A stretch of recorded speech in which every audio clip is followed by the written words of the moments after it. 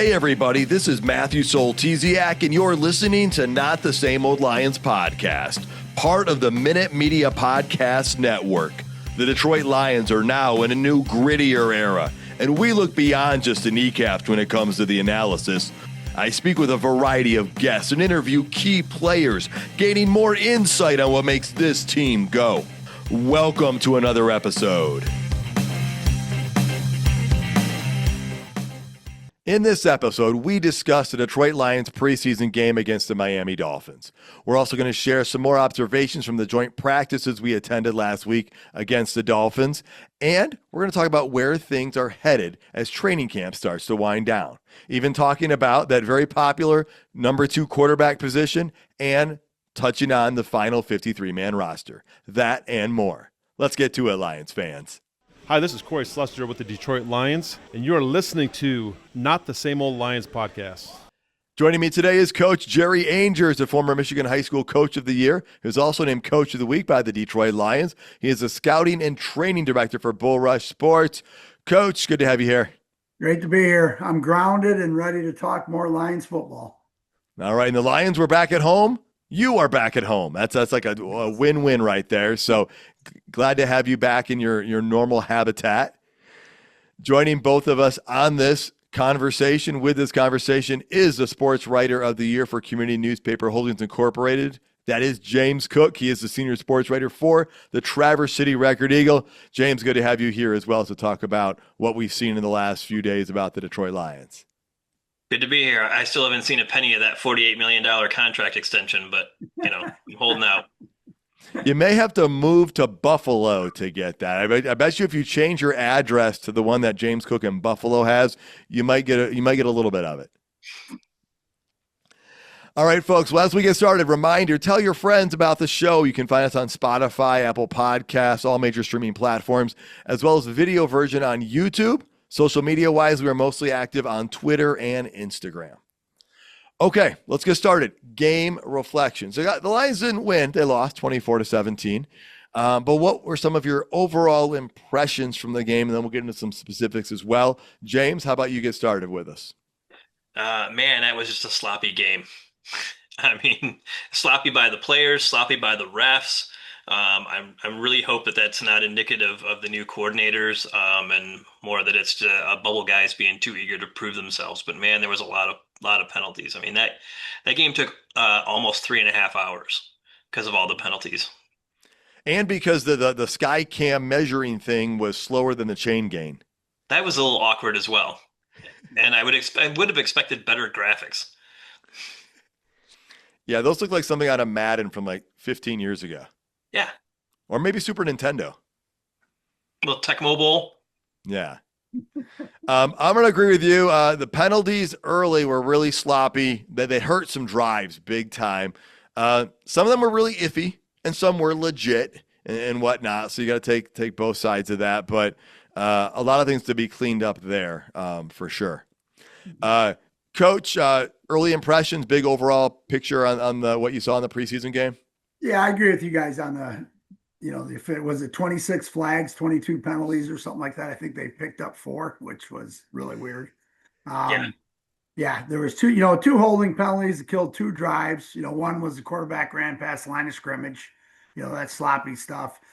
We had, 3 drives were stopped on high throws. I think he was 14 for 17, so that's a pretty good sign.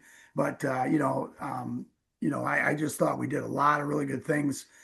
A lot of good things to coach up, and you take away some of those penalties that the pick plays, the holding, whatever. Some of those, a couple of those holdings I thought were shaky. Could be the officials. They're getting into their game mode, and the same thing, they're maybe calling things a little tighter. Maybe that's what they're going to do this year in the NFL. So that you guys know that usually happens. They pick something that the NFL said we need to work on, and the officials pick on it every game. So, but other than that, I thought it was a great showing by a lot of individuals. Well, Coach, you brought up the thing, Kyle Allen throwing the ball after he was over the line of scrimmage. Now, this is a preseason game, but it makes me wonder what was more remarkable, Kyle Allen running past the line of scrimmage, not realizing it and throwing the ball, or Dan Orlovsky running out of the back of the end zone down the line and not quite realizing it. little different, but a little bit in the same category there. I like that. Yeah, you can't. Again, it's they're trying to make. I can't believe you pulled up the Orlovsky thing. That's pretty funny. But anyways, yeah, they were saying one of his foot has to be behind the line of scrimmage. I think he was about 3 yards over. He probably could have ran for the first down. As soon as he took off, I saw him cross the black line. I'm thinking, is the TV that screwed up on the black line, or is he just clueless on where the LOS is, line of scrimmage? But I guess we say, Coach, right? You play through the whistle, and if they're not blowing the whistle, you just keep playing. Right. So. Yeah. So, anyways.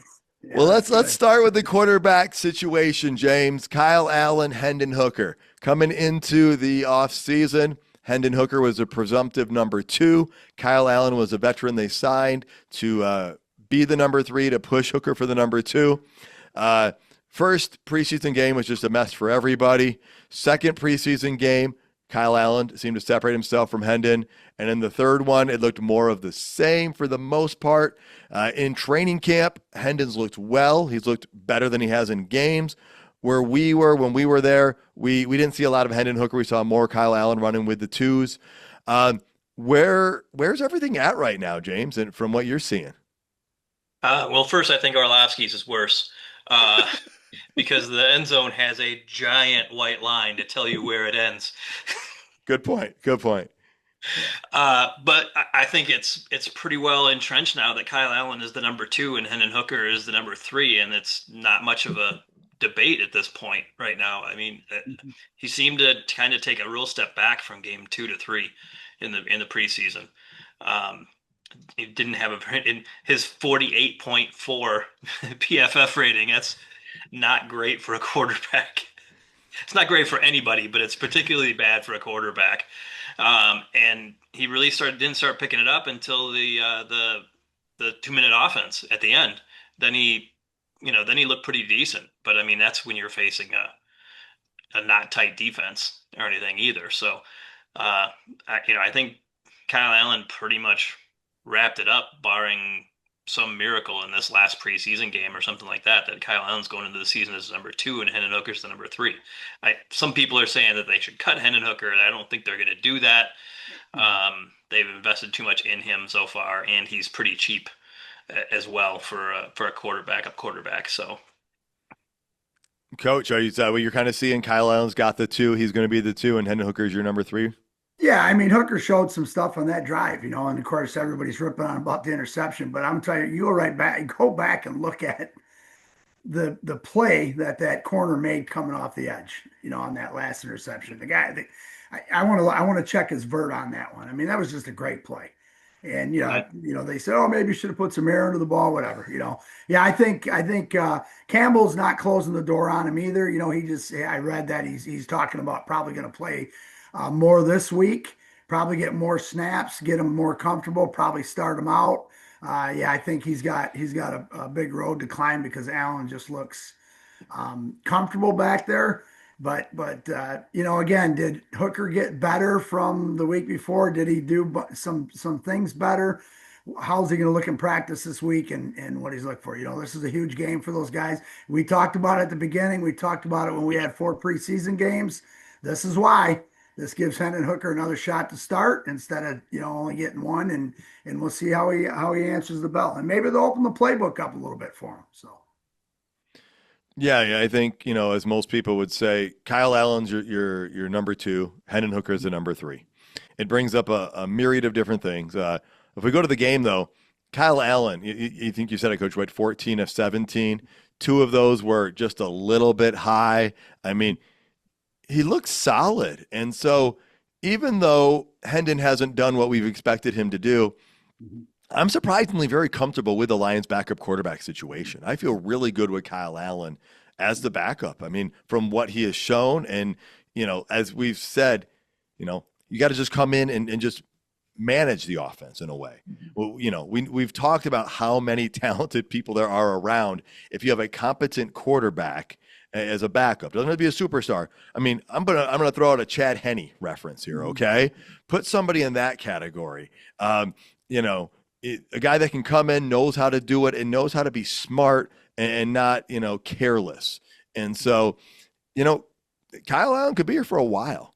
Now, it does create a little bit of a difficult situation because now you're pretty much forced to carry 3 quarterbacks on your active roster, your 53 man, because if you cut Hendon Hooker, first off, he's not getting traded. No one's going to trade for him at this point. But also, like James said, you've got 2 years left on his contract, and it's not an expensive contract, and you're still developing the guy. And so, therefore, you want to kind of keep him around with what you've put into him. But Kyle Allen at this point, I don't know if he would I don't know if he'd clear waivers. Somebody who's desperate might pick him up and want to sign him as their number 2 or number 3. And so, I think the Lions are going to carry 3 quarterbacks, which I know we'll look at the roster part later. But let me hear from each of you guys. Do you think they're going to keep all 3? And do you feel comfortable with the Lions' backup quarterback situation? James? Yeah, I think they'll keep all 3. If they let Hooker go, he would get claimed immediately. He's not expensive. He's still young and has upside, and he has the draft pedigree. So somebody would pick him up. Probably more than one team would put claims in on him. I think Kyle Allen has pretty well established himself there as number 2 and has looked pretty solid. I mean, and I know everybody wants a Hall of Famer as your backup quarterback, but that's not what you're going to get in the NFL unless you're the 49ers back when they had Montana and Young on the roster at the same time. That doesn't happen hardly ever. So, Except they did across the lake, unfortunately. Yeah. So Kyle Allen is probably is a good fit for them for what they want for a backup quarterback. He's a veteran who can come in, play for a bit. You can still run the full playbook. He doesn't cost a ton. He's not a locker room distraction or anything like that. So that's a pretty prototypical what Brad Holmes seems to want as a backup quarterback. Yeah, and coach, Kyle Allen's got some NFL experience, and we'd probably definitely be a run first team if he's in there. But how are you feeling on the quarterback situation? Are you comfortable with it, and you think they're going to keep all 3 as well? I agree. I mean, I agree with you guys on both those. I feel comfortable with all 3 of them. I think Hendon Hooker has still got talent. I think he's missed the season. I mean, there's a lot. I don't want to make excuses for him, but he still does. He seemed each week I see a flash. That's what the Lions see in practice, and we watched him live. So at practice this week. So comfortable with those guys, definitely. Yeah, and again, this might be the backup with the most experience the Lions have had in ages, obviously outside of Teddy Bridgewater. But he did start 12 games for the Carolina Panthers back in 2019. He has started only 6 games since then, but he's got 19 games of starting experience in the NFL, and he just seems to just fit what the Lions need as far as a backup goes. So, again, that's going to affect some other things, but that's where the quarterback 2 spot's at. And like you said, Coach Campbell said, Kyle Allen's going to probably get a little bit of play, but they're probably going to give Hendon Hooker the majority of the snaps in that final game, which is probably a good thing. Mm-hmm. All right, well, let's move on to other parts of the offense. The offensive line. Let's start with that, see what we saw. Obviously, none of the 5 starters that are the number 1s were out there, but Jamarco Jones was out there at left tackle.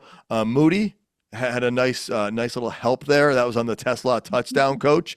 And you broke that down for me, and you had a nice little dissection of that. How did you dissect that play for me? What was he doing? Nothing better than to see an offensive lineman, and I know that the Lions are probably going crazy in the film room, a guy looking for work.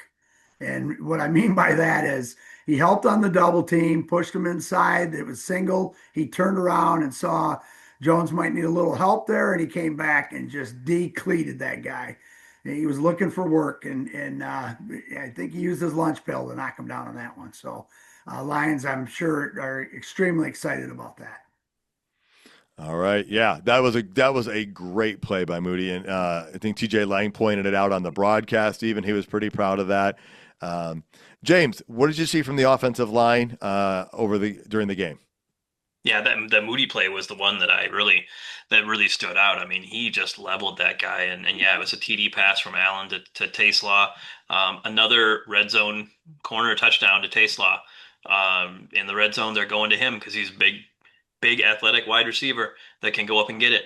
I think we're going to see more and more of that during the season. Just gives them an awesome red zone target. And then you had a huge game from Jackson Meeks. He had what, 7 catches for 90 some yards. Mhm. Oh yeah, Uh, jumping over to the receivers. Yeah. yeah, yeah. I mean, he just put up another huge game and is going to make it hard for them to cut him. And if they do, somebody's going to pick him up. Yeah, yeah. No, we're going to get to the wide receivers and all that stuff as well, because yeah, that's definitely changing the conversation right now. Offensive line. Any other thoughts on guys you saw there that you were impressed with, or things that you that stood out to you, Coach Uh, or James? Go ahead. oh, go ahead. I think the one thing, putting the big man over the right tackle to start Jones, to get him some more reps over there. Excuse me. I saw that they brought Neeson on the 2-minute drill to play a guard. I think they're looking for some depth concept in that. So they ran them in groups. First team, second team. They kind of switched them in groups on that. So it'll be interesting to see how that turns out. From the guard standpoint, like guard center standpoint to tackle standpoint. So, number wise, Nice he had 43 reps. And I Wow. think he played guard. Like I said, he came in for I can't remember who he came in for, but I remember he came in for somebody for the 2-minute drill. So, I think they're trying to find out what kind of depth they can have with him, and I think they had some positive stuff in the East last year too. So, he could be looking to make the squad. All right, and again, Kyle on 14 to 17. So he had some time to throw. He had some clean pockets. The Lions ran for 100 yards in this game. If you look at all that as well. So one of the guys we all wanted to see running the ball was Sione Vaki. And James, did you like what you saw out of Vaki? He had 5 carries, 30 yards. 14 was his long. Yeah, he pretty much did everything. He did what we hoped that he would do. He would be that big-bodied running back that can do a little bit of everything. They didn't really throw the ball to him a ton or anything like that, but he did good on blitz pickup. All that kind of those little things that the coaches notice a lot more than fans. So I think that he's at least even if not ahead of Craig Reynolds on the depth chart at this point. All right. Coach, your thoughts on Vaki? Same thing. That big drive. You look at the big drive, like James already alluded to it. Picked up a great blitz. He ran the ball well. He blocked well, and he caught the ball. I mean, you can't ask for anything else. And he kind of showcased, what he's all about. So the blitz pickup was the one I really, just that little chip, just enough to get over there and get a shoulder on him so he could release the ball. It was awesome. Well, that's right up your alley, man. Those are the plays you want to see make, and those are the things that Dan Campbell wants too, right? Is can you do the grunt work, the tough work, not the payoff work all the time, but the stuff that helps the play pay off. And we got to see him in the return game, if I'm not mistaken. Mm-hmm. And so him and Grant Stewart back there, the return game, that could be interesting. That both of them got there, and it's going to be a work in progress, I have a feeling, but I'm looking forward to seeing it on, opening game, because that's when they really do stuff. Here, they're just kind of tinkering, but they're not showing their full hand, I don't think. No teams are. But that'll be interesting to keep an eye on. Lions had some other guys in running back. You had Jacob Sailors, who got the majority of the carries, Deion Jackson. Craig Reynolds did get some carries early, and obviously I think we're like, no more Craig Reynolds, you're done. You've got your work. We know what you can do. But also, a couple times with Hendon Hooker in there, I'm watching the game, and my wife says it like at the same time I am. We're like, is he going to throw the ball? Like, they ran it so many times in a row when Hendon was in at quarterback. We're like, is he going to throw? And maybe Craig Reynolds was in there to help support that, although he was in there earlier, not later. But they want the offense to move, and we saw a couple passes were just off early, so it kept those drives from moving. But let's talk about, I guess, are there any other running backs you want to talk about? Sailors or Deion Jackson, they both kind of came in late. They're probably trying to catch eyes from other teams or maybe trying to catch on at the practice squad at this point. They both run hard, that's for sure. Mm-hmm. And so I was really impressed with Sailors. Yes. He he looked really nice. I mean, he looked like a guy that you could keep on your practice squad, and if Yeah. God forbid, have some injuries, he could come in there and do some things. He ran tough. He ran between the tackles well, and he's not dancing a whole lot. He's hitting the hole and going north and south. Nice. All right, well then let's move over to that wide receiver position. James, you already kind of started talking about it. Jackson Meeks, 7 catches, 93 yards, a touchdown. We saw Isaac Tesla, 4 for 41 and a touchdown. Zach Horton, Dominic Lovett got some catches. Ronnie Bell got a catch. So what do you we've got the Lions are gonna have a difficult position here because what we know, actually, we won't even get to the roster part yet. Let's just talk about what you saw out of the guys who played, James. What are you liking out of Tesla, Meeks, or anybody else for that matter? I'm liking a lot of what I saw from all those guys, Lovett included. They used him on special teams quite a bit in a couple different roles, which I think could maybe be the tiebreaker when we get back to the who makes the 53. But he showed pretty good after having to miss last week with an injury. Taslaw kept the preseason hype going, and Meeks totally made a case to make the team coming out of camp. Yeah, he definitely is making a case for that. And Tesla might even be pushing for some starting time sooner than we were expecting. Coach, I know Tesla needs the reps. He needs the work, and you've talked about that.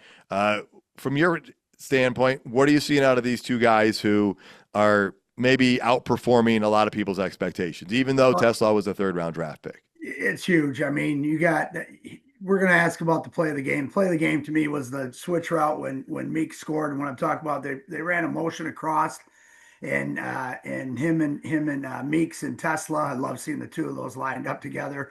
Ran a switch route where Tesla came across and basically did a great job of picking, or they did two guys trying to cover him, and that's where Meek's score was. So that play right there just shows you how comfortable those two guys are.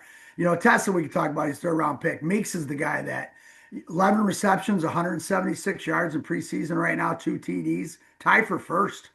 Okay, he's got 9 receiving first downs, 61 yaks, 16 yards per reception, second among receivers with 6+. Granted, it's preseason. We don't talk about records, but those are numbers they look at. The 9 first downs, 9 receiving first downs. Now, he's dropped some balls. We know that, but he's, that's it. Plus, he's got a great cousin that played for the Lions. And so just the two of those two together, Levitt's a flyer, but and James talked about it earlier. I said, can he return? Can Meeks return kicks? But right now, he's just doing some great stuff, and I'd love to see what his blocking scores are, or his grades, because if he's doing that also, he's going to make the squad. Yeah. Conversations are getting really tricky. There's a lot of moving parts now with this roster that's going to make it very difficult to construct because some guys are going to catch eyes, or if they've already caught the eyes of other teams. And so, our depth has gotten to be that good that we know, like last year, was it Sterling Thomas got picked by another team, and Isaiah Williams got grabbed by another team after he had to get put onto the practice squad, or we attempted to. So, all right, anything else on the offense before we jump over to the defense? James? Good. All right, Coach? Yeah, here's one that I don't know if you noticed, and I looked it up. Zach Horton had 50 snaps the other night. 50 snaps, and 12 on special teams. And I know he played more because Zylstra, they already know what Zylstra's all about. He's been in camp and stuff like that. It makes a big difference. Yeah. But they're doing a lot of stuff with Horton to see, can he be that third guy? Plus he's been playing that fullback position too. So I just thought that was kind of interesting. I was looking at it, of course, you start looking at that and you're going, oh my God, that's a lot of reps. But 12 on special teams, he's a big dude. So that'll be one to watch this week, I think. I think that's one that I'll keep an eye on during the last preseason game. Yeah, and last year the Lions had 3, because they had Parker Hesse on the roster, and then Zylstra was on the practice squad. and Horton could be a practice squad candidate. So, in which again, we can see how deep we want to dive into all that stuff. But yeah, you're exactly right, Coach, with all those snaps and him being versatile to play that fullback position. Yeah. All right, defense. Isaac Ukwu had a sack, and after the game, they talked to him, and he said he's put about 8 pounds this offseason. He said he wanted to be a little bit stronger. And so I thought that was interesting, just a guy there who's, fighting for a position, fighting for a depth spot, and just kind of talked a little bit about some of his transformation from the offseason, and it seems to be having an impact this year. James, let's start up front. Anything you saw up front on the defensive line that excited you? Well, one thing that kind of didn't excite me was Broderick Martin getting 2 offsides penalties when he's lined up right over the ball. That not good for somebody who's put himself right on the bubble. So that was not good. Nate Lynn would look good again. If you saw during the interview they had with Brad Holmes, he specifically brought up Nate Lynn as somebody who had kind of outplayed their position and was looking to make a spot on the 53-man roster. And Cooper played pretty well on the defensive line too. Yeah. He had a nice game. I think that he's somebody that the fans might be surprised when he does not get cut on cutdown day. Yeah, you might be right on that. My big takeaway on the defensive line is they kind of held their own early on. I was impressed. And I mean, I'm feeling pretty good. Yeah, we've got some big name guys that aren't in there right now and won't be for a little bit. But I'm feeling really good about this defensive line, Coach. We know the starting 4 at this point, and then we just saw all these other guys in there as well. How are you feeling, and what observations did you have from this game, the front line? Yeah, I think that, again, we can see the depth pieces are falling into place. And Isaac, you take him, I think he had another sack too, didn't he? And it was, but Stewart had a holding penalty or something on the receiver. Oh, yeah. Yep. And they got taken off. Yeah. And the play again, I'm going to go back because this is defense.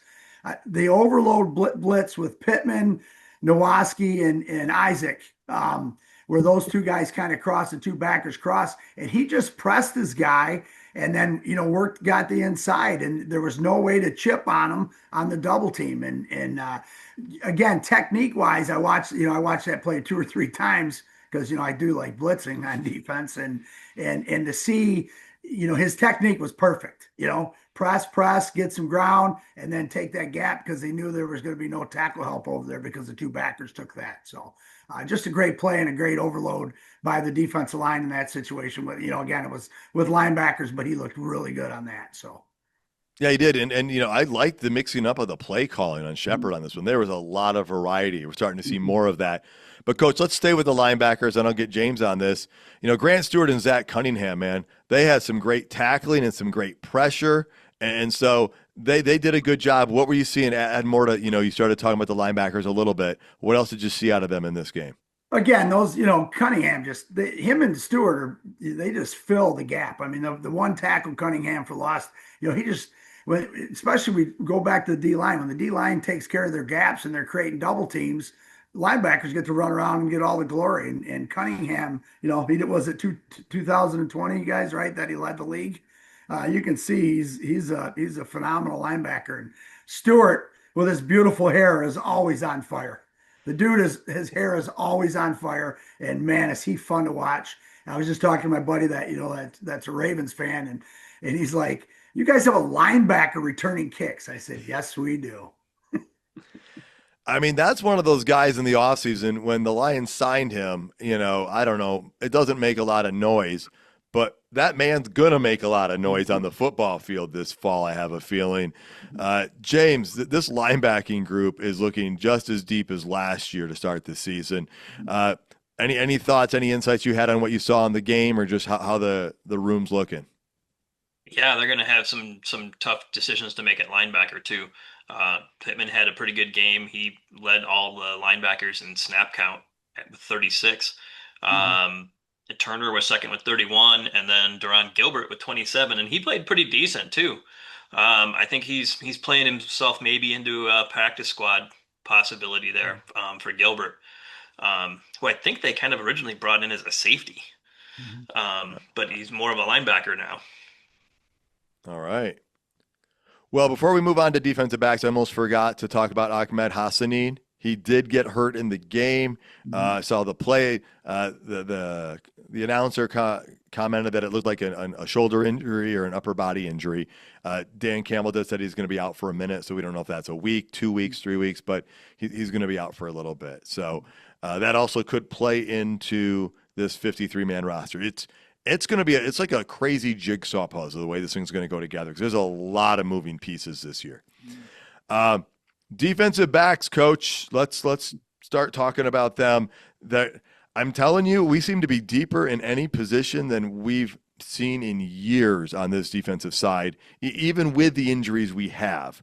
What did you like out of the defensive backs? I know I know the H man. You were texting me during the game about this guy because he was everywhere. So why don't you start with him? Well, Whiteside again keeps climbing the ladder, but Hallett, the dude played 44 snaps. He had 5 special team snaps, 65% of all the defensive plays. Not only that, but he played DL, which is the D line, which I think they brought him off the edge on that. So he had 2 snaps there. He had 7 snaps in the box, 5 snaps in the slot, 14 as wide corner, and 16 at safety. You know, that's telling me they're really checking to see if he can be that guy, that Swiss Army knife guy right there. And he you know, again, you know, you're looking at all these other guys, you know, that they've been talking about, and this one's just kind of under the radar. He's not on the radar for the Lions, and the versatility and the snap count is up for him. So I got to believe he's another one that I'm going to watch big time, of course, with the other guys too, but big time this last preseason game to see what they actually do with him. But he's a player. Yeah, I think he had 2 pass breakups, maybe. He hits you. He's around the ball. He was fun to watch. You know, but again, that versatility, that many snaps and that many positions tells you a lot about how the Lions feel about him. He must be really intelligent too. Yeah, he definitely was making his presence felt. And I think you talked about Deron Gilbert and earlier, and didn't he force a fumble? Or no, he had a tackle for a loss. Yes. But the Lions did a great job of getting the ball out in this game on defense, which was really impressive. They didn't recover all of them, but they got the ball out, and that showed you that aggressiveness is there, that they've been working on in camp. Is starting to come to fruition, if you will. James, what were you seeing out of the secondary in this one? Yeah, I mean, again, Hallett really stood out. I mean, like the only bad thing that you could say about Hallett is that he dropped 2 interceptions. Yes. That's it. Yeah. He could have had 2 picks on top of all that other stuff. He had the highest PFF grade of anyone in that game at 91.1, which is higher than Meeks even. And Meeks had a great game. So Hallett really showed out. I mean, he's gonna be a difficult decision on that 53 bubble. Would you stop? All these difficult decisions. I mean, there's only 53 spots, and we just keep adding to the pile of this guy's difficult, that guy's difficult. Because, I mean, we have guys that are outperforming what we expected when they came in, right, James? That's what's making this so difficult. Yeah, I think so. I mean, at the beginning of the season, Eric Hallett was not a guy who I was sitting there thinking was a guy that was going to be battling for a spot.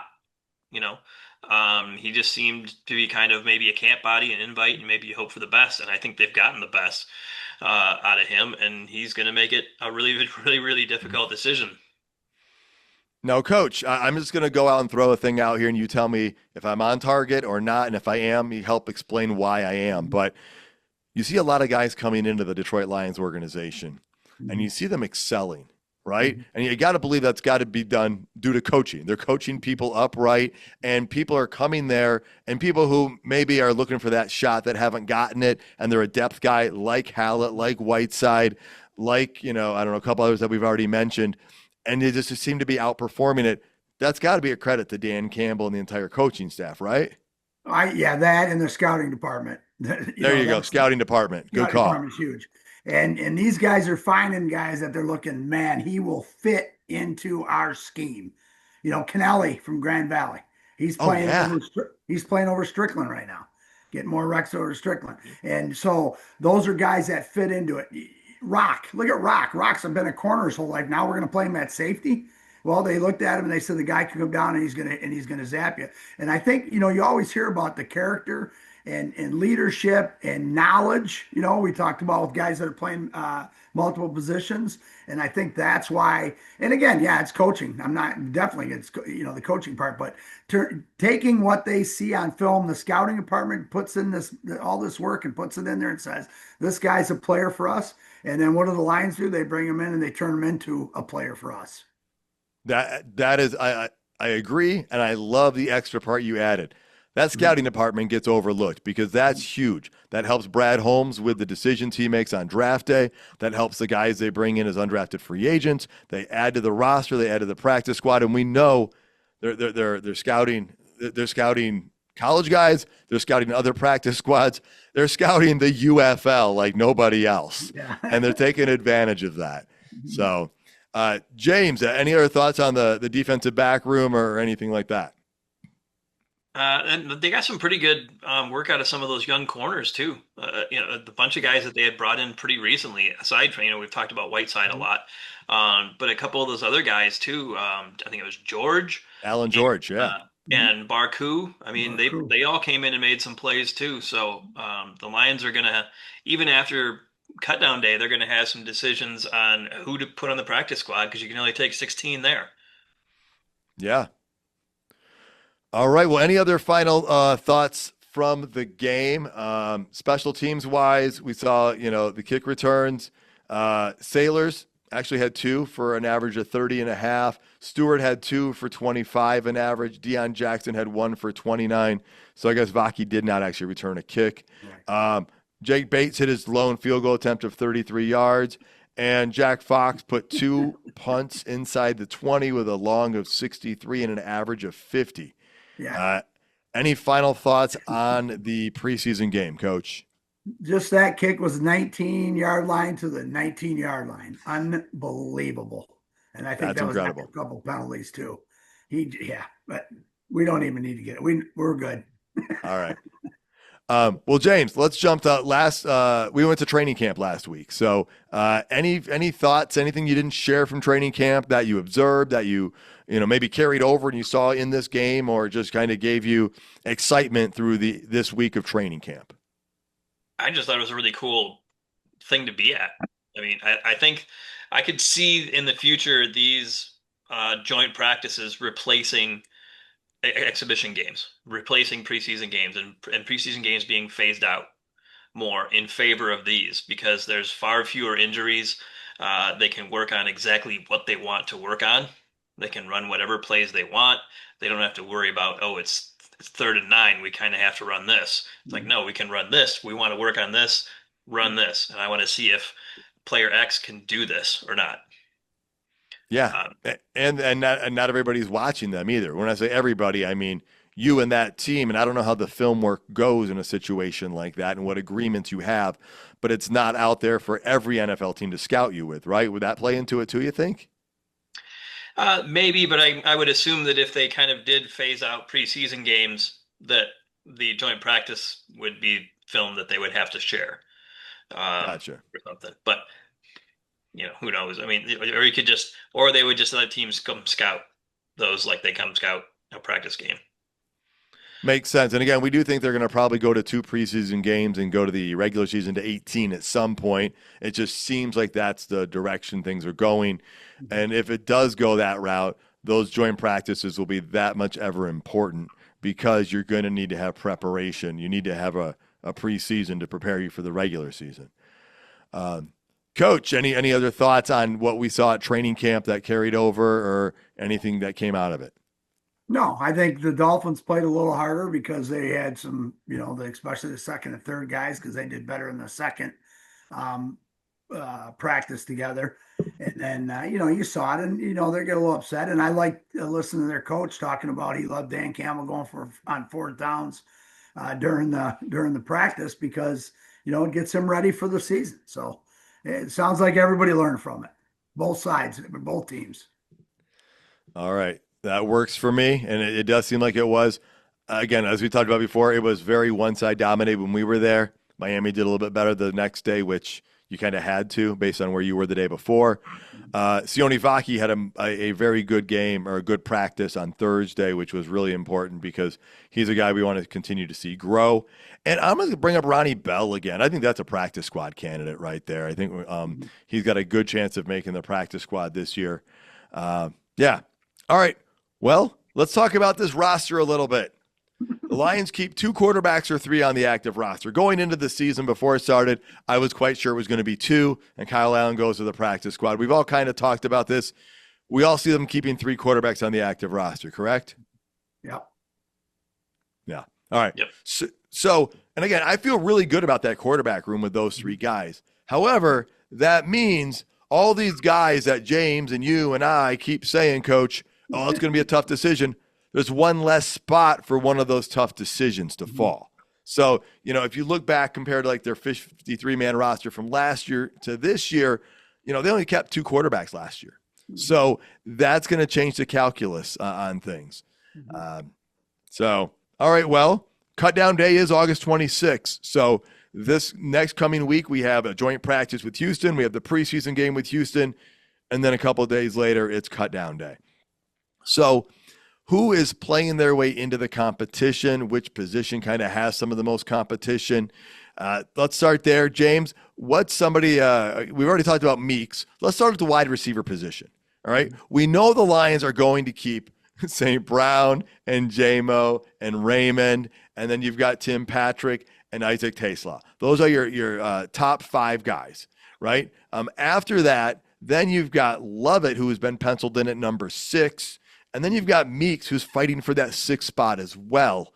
And so what are you seeing out of the wide receiver group? Yeah, I think they're going to keep at least 6.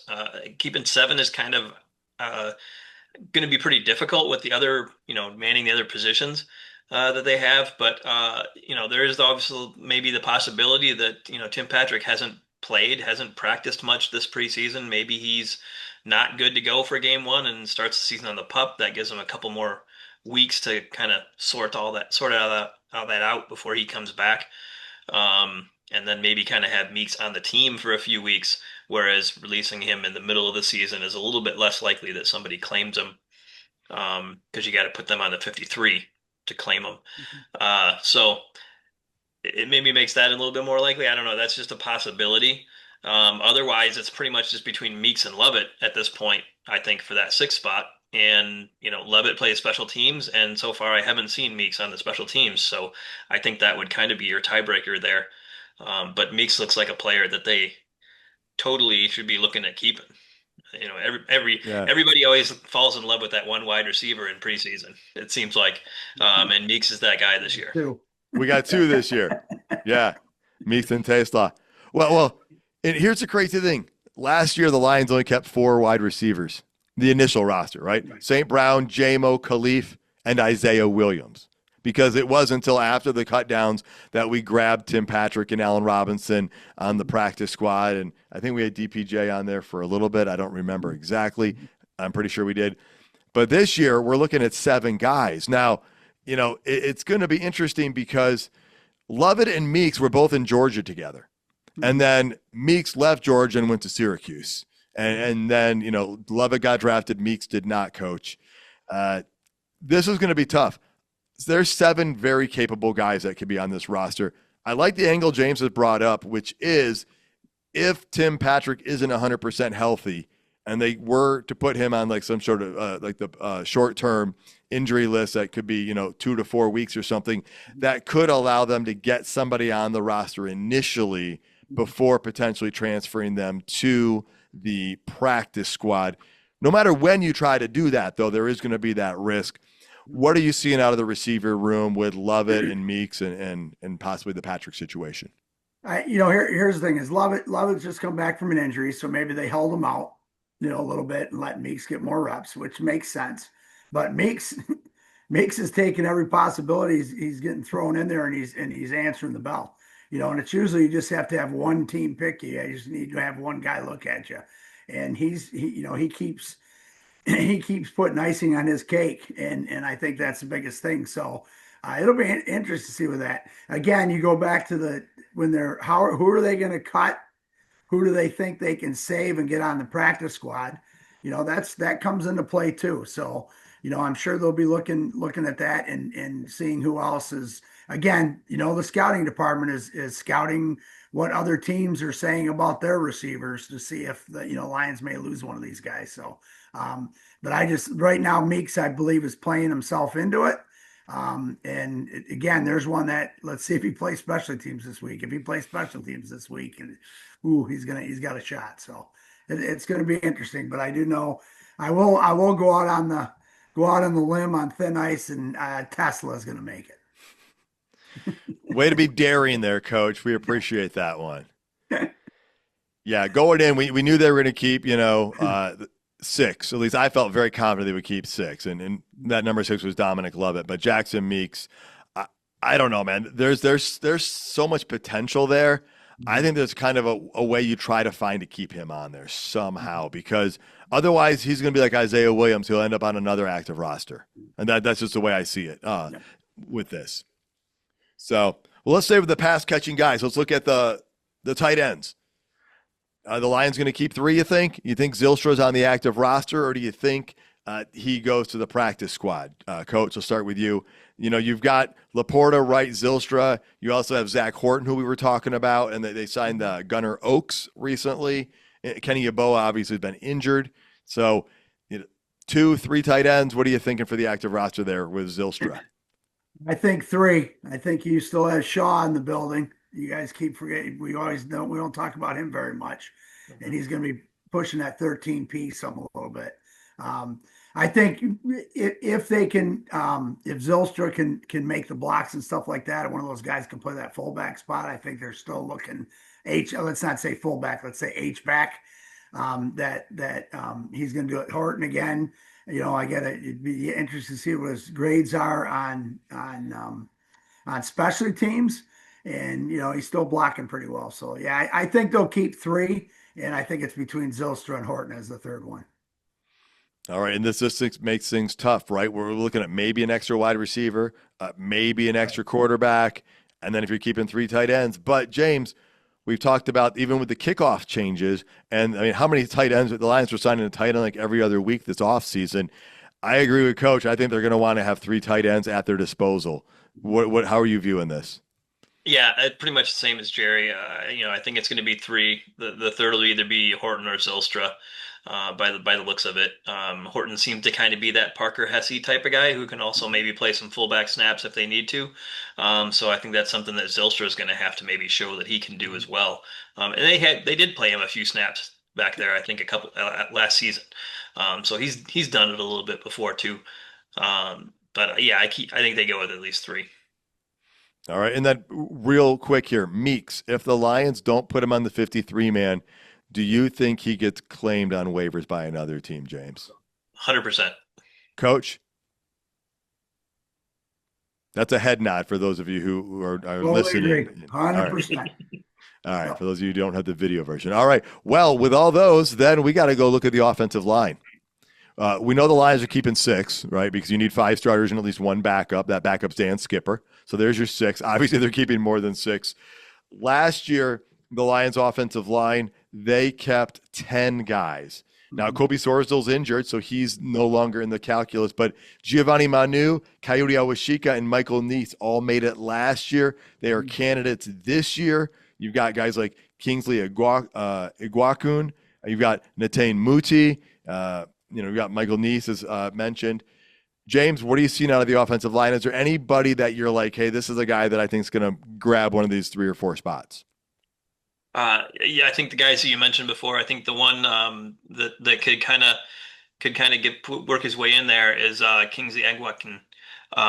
He played pretty well we saw him play pretty well in the joint practices. He played pretty well in the game last week, and with the injury to Tristan Colon, they're going to want a backup center behind Glasgow so they don't have to force Ratledge to play there before he's ready. So I think they're going to want a backup center, somebody with some more experience playing center other than Glasgow. That makes sense. And yeah, thank you for the correction on the pronunciation. Kingsley Aguakin, not the way I said it the first time. It's all good. Coach, how about you? Are you kind of seeing, is there a certain guy that's caught your eye?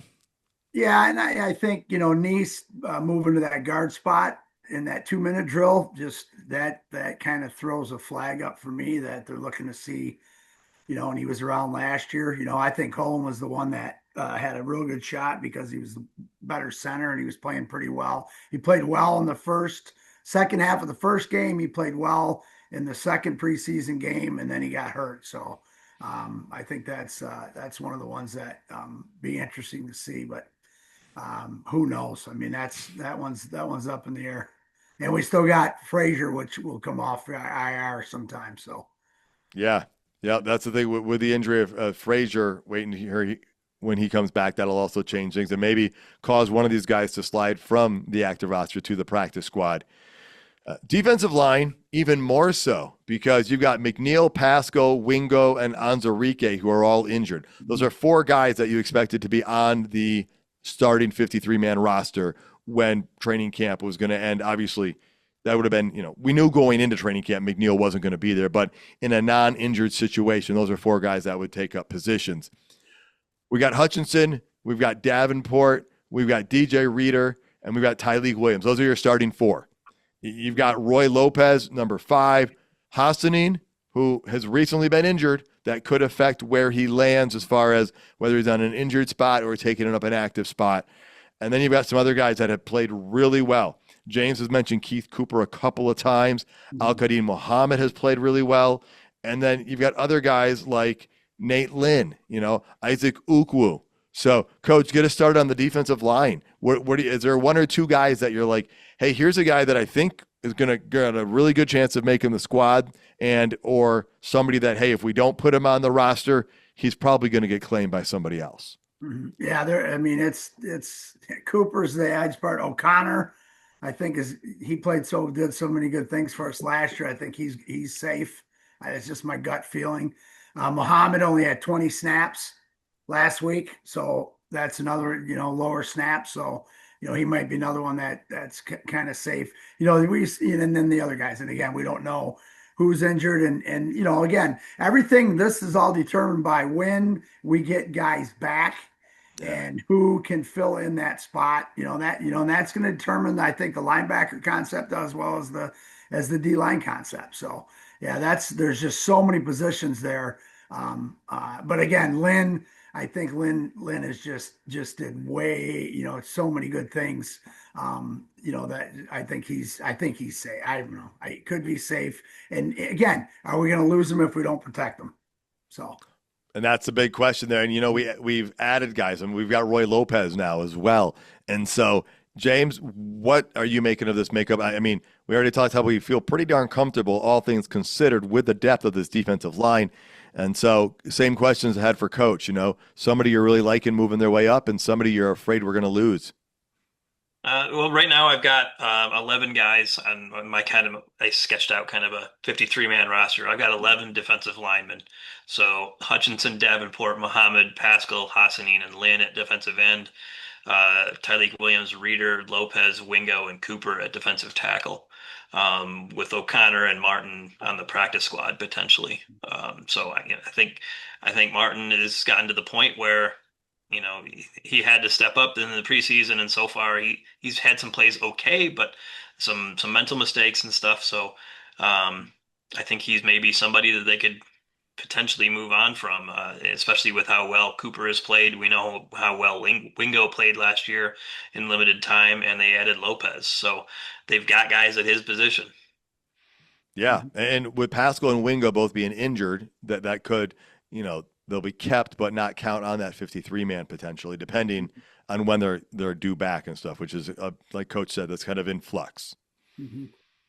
So, okay, well, let's jump to linebacker. That linebacker seems really cut and dry to me. I could be wrong here, but with Malcolm Rodriguez out right now, that he doesn't factor into the calculus. We know we've got Campbell, Anzalone, and Barnes as your top 3. Grant Stewart's been talked about ad nauseum this preseason. There's 4.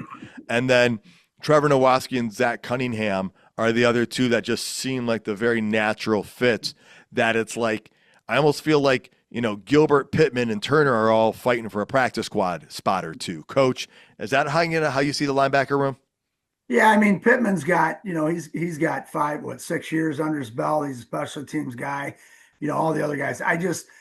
Nowatzki was 2 game last game, not this last one. He just played Sam. First preseason he played just Sam to back up Barnes. Third preseason he played just Sam. In the middle, the second preseason he played all three positions. And he's a special. He had 10 special team reps again. He's just I just think he's versatile in that aspect. I think he's that sixth guy. And again, he also, they put him in three different positions. So that tells you they like him, so we'll see, it's a little scary. I kind of pulling for him big time, just a few outside reasons. But Understandable. I agree with you. I just think he's smart. He's intelligent. They played him in three different positions last year, and in his first year, and he was thrown into the fire in some huge games and made some huge plays. So I think they're going to keep him. All right, James, what do you see on the linebacking crew? Yeah, I see pretty much the same thing. I think that they've invested some time and effort into developing Nowatzki, and it's paying off, and they're not going to move on from him. He's the one guy in that linebacker group that's the true backup to Barnes. And Barnes is coming off an injury, so you've kind of got to have somebody who can play that role, and Nowatzki's the guy. Cunningham has really come on strong in the preseason, and I think played his way onto the team. And we knew Stewart was kind of a lock to be on that team. It'll be interesting to see what happens when Rodrigo comes back. Yeah. Yep. That definitely. And we're in. It's looking like he's going to come back earlier than originally expected from the offseason. So, okay. Well, let's hit the defensive back situation. I think we know the top four defensive backs: Terrion Arnold, DJ Reed, Amik Robertson, and then Rock Yassin. And that's a guy that James and I have talked about like every year since we've been doing this podcast, Coach, because the guy just plays hard, but he's bounced around a little bit. But what we saw, he wasn't bouncing around. Everybody else was bouncing around because he was hitting them this preseason. I feel really good about those top four. I do think the Lions are going to keep at least one more defensive back on the 53-man because we know how injuries happen. And they've got guys like we've talked about. Eric Hallett everywhere that last game. Nick Whiteside has played really well. James, let's start with you on the defensive backs. All right. What are you seeing on the defensive backs? Is there how many you think they're going to keep? And is there a guy you're worried that if they don't keep him, someone else is going to claim him? My sketch is that it has them going with 10 DBs total. Counting safeties. Counting safeties. I presume. Okay. Six corners, 4 safeties. So your safeties are Branch, Joseph, and then Maddox and Hallett. That's what I'm counting as safeties. Oh. And then for corner, Arnold, Reed, Robertson, Dorsey, Yassin, and Whiteside. All right. So you've got Dorsey listed under defensive back. Along, a lot of those guys are kind of Swiss Army knives, like Coach said. Yassin, Hallett, Maddox, they can play all over. I think we've even seen Dorsey a little bit at safety last season. Okay. So I'm sorry, I got a little bit confused right there. So let's just put them all together then. You got Joseph, Branch, and Maddox as your top 3 safety guys as well.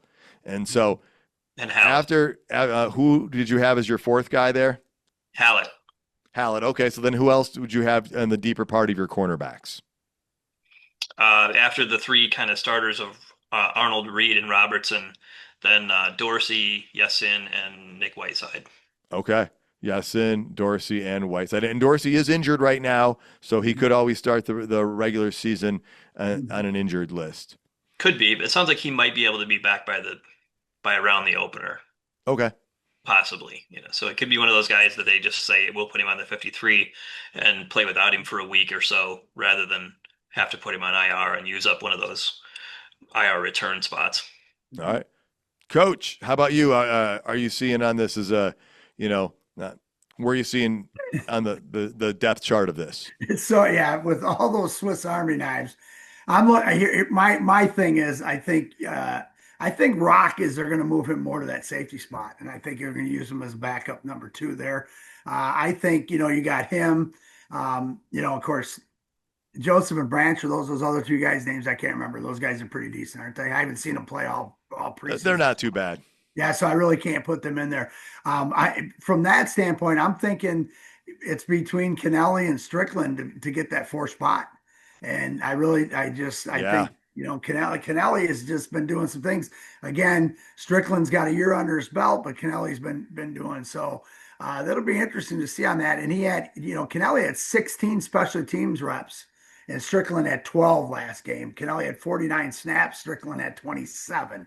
So, again, the 4th one, I mean, when we start counting them on the 4th one, I think it's going to give us some pretty good insight on what's happening from there. And then I gotta say, I think Nick's playing himself into that squad. I really do. I think we're all pretty much on those numbers correctly. And but I think Nick has another great practice this week, another good preseason game. He's filling the alleys. He's holding the edge. He's containing well. He's coming down on run plays, and that's what they're looking for. And that was kind of what some people had said earlier. Oh, Nick Whiteside's not a hitter. Well, he's showing them different. So, but I think Maddox is the same thing. I think we just have so many different guys. I think it's going to be some cool packages to watch. Again, they will put their guys in the position on the package that they're going to be most successful at. So. All right, yeah, there's so much more depth and a lot of guys fighting at those spots because we've got some quality guys there competing for those last positions. Mm-hmm.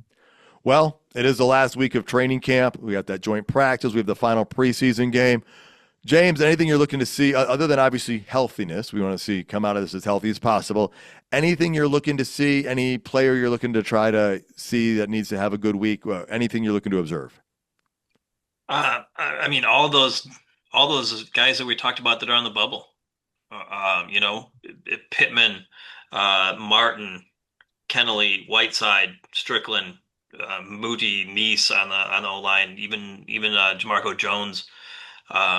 They're all playing, if not for a spot on the 53, they're playing for still to have the confidence of the coaching staff enough to be brought back on the practice squad and get some checks.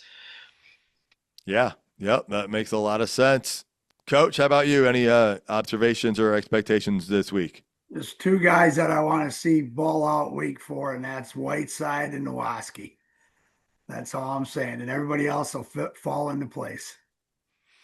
All right. It's going to be that it's an important week for a lot of these players. I'm thankful they have that joint practice because that's going to be a great opportunity for the starters as well to get another tune-up and against a different defense, and the defense to get up another practice against the offense for the number ones, and that'll be on Thursday this week. James, any final thoughts before we get out of here? I think we've exhausted the notebook right here. Perfect. That's exactly what the goal was here. Coach, anything else you want to stack on before we stack out? Just great practices this week, great last preseason game, and no injuries. All right, we want health is what we're looking for, and players to keep stacking and getting better because, we want what's best for them. We want them to do as well as they can and make the decision for the coaches that much more difficult. All right, well, folks, thank you so much for tuning in. Please tell your friends and family about the show. You can find us on social media and on major streaming platforms. That includes YouTube.